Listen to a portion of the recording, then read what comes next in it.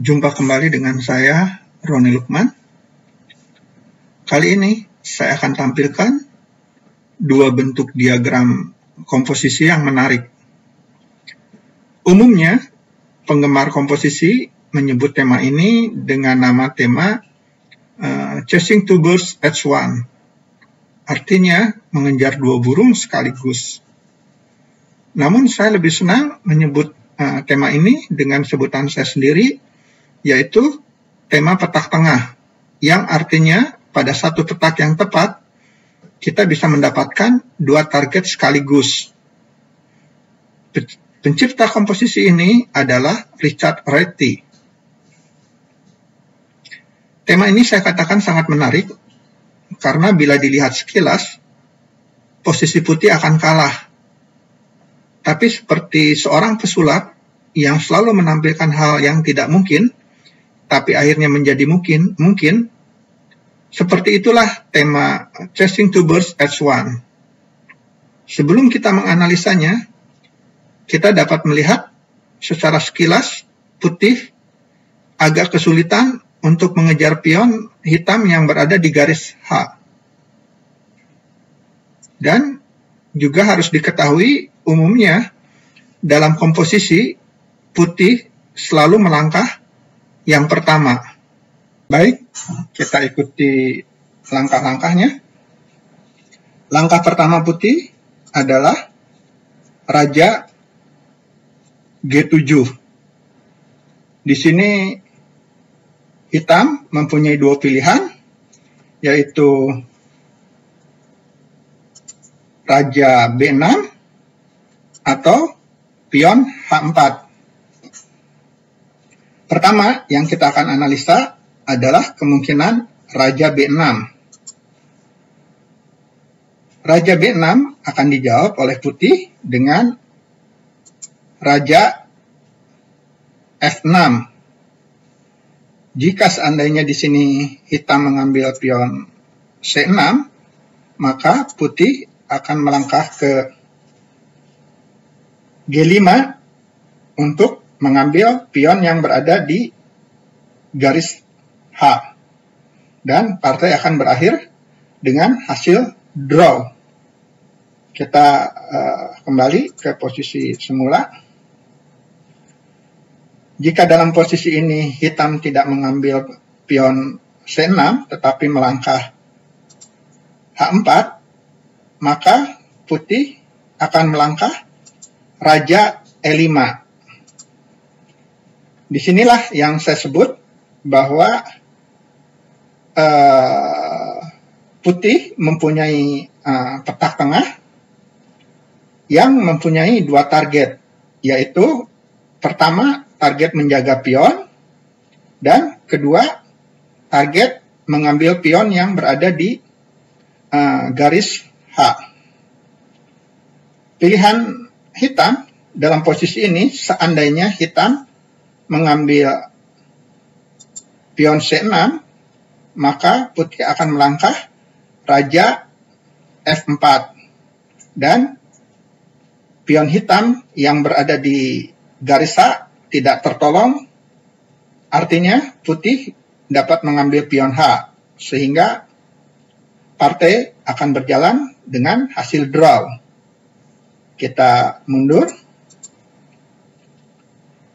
Jika dalam posisi ini hitam memilih H3, maka putih akan melangkah Raja D6, H2, C7, Raja B7, Raja D7, promosi H1, dan putih pun promosi di C8 sekaligus melakukan langkah skak. Artinya posisi ini pun akan berakhir dengan hasil draw. Jadi kita kembali ke posisi awal. Sekarang kita akan menganalisa kemungkinan kedua, yaitu jika seandainya hitam melangkah pion H4. Di sini putih tetap melangkah Raja F6, dan dalam posisi ini hitam mempunyai dua pilihan. Yang pertama tetap Raja B6, dan pilihan kedua pion H3. Kita akan menganalisa pilihan hitam tersebut. Jika hitam melangkah pion H3, maka putih akan melangkah Raja E7. Dan jika hitam melangkah H2, putih akan melangkah pion C7. Jika hitam promosi H1 menjadi menteri, putih pun promosi C8 menjadi menteri. Dan posisi ini akan menghasilkan posisi draw.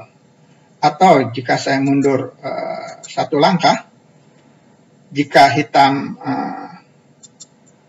Raja B7, maka putih akan menjawab Raja D7. Seperti posisi analisa sebelumnya. Dan jika hitam promosi menteri H1, putih juga akan promosi C8 dan langsung melakukan langkah skak. Artinya partai akan berakhir dengan hasil draw. Baik, kita akan menuju pilihan lain. Jika dalam posisi ini Raja B6, maka kembali kepada varian pertama, yaitu putih melangkah Raja E5 sebagai petak tengah yang mempunyai dua target. Seandainya H3, maka putih akan melangkah Raja D6, H2, C7, H1 promosi menjadi menteri, dan putih pun C8 menjadi menteri. Sehingga posisi akan berakhir menjadi draw. Demikian pembahasan diagram pertama mengenai tema petak tengah atau tema chasing two birds at once. Baik, kita akan menuju posisi diagram nomor 2. Untuk posisi kedua, lagi-lagi terlihat posisi putih seperti akan mengalami kekalahan. Dikarenakan pion hitam yang berada di garis A terlihat tidak mungkin akan terkejar oleh putih. Di sisi lain, hitam akan begitu mudah untuk mengambil pion putih yang berada di garis A. Namun, seperti yang saya katakan sebelumnya, bahwa tema petak tengah adalah tema yang mempunyai dua target sekaligus. Mari kita ikuti langkah-langkahnya. Langkah pertama putih di sini adalah Raja C8, tentunya untuk mendukung agar pion bebas yang berada di garis A dapat melakukan promosi. Tentu saja di sini hitam menjawab Raja C6. Putih melanjutkan dengan Raja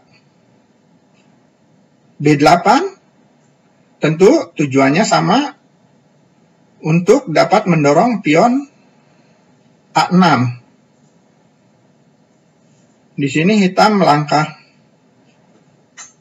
Raja B5 sekaligus mengancam pion yang berada di A5. Dan bila sekilas terlihat bahwa putih akan mengalami kekalahan. Namun sekali lagi saya katakan bahwa di sini putih menemukan langkah yang seperti saya katakan sebelumnya, putih menempati petak tengah. Di sini putih melangkah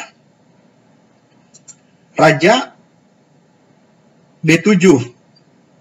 Tentu saja bertujuan untuk dapat melangkah pion A6. Namun petak B7 adalah petak tengah, di mana putih mempunyai dua target. Target pertama untuk menjaga pion yang berada di garis A, dan kedua untuk dapat mengambil pion yang berada di baris H. Kita lanjutkan. Hitam mengambil pion putih yang berada di A5. Putih Raja C6. Hitam H5. Putih Raja D5. Dan di sini kita bisa menggunakan hukum bujur sangkar, yaitu